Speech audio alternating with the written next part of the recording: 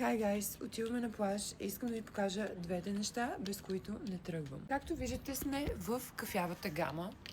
Отдолу сме също в кафяво, затова ще използвам червилото Мока Lollipop на Панацея в комбинация с молевата им за устни. Цвета, който аз ще използвам е 04 и даже честно казано не ми трябва огледало.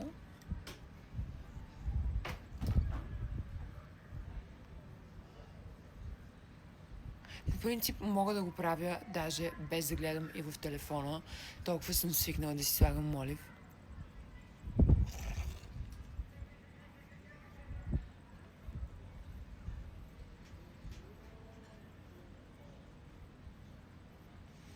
Окей. След което това, което аз правя, е леко да го мина по краищата, защото няма да излизаме в момента на вечеря, а отиваме на плаж и искам леко да го блендна и накрая слагам от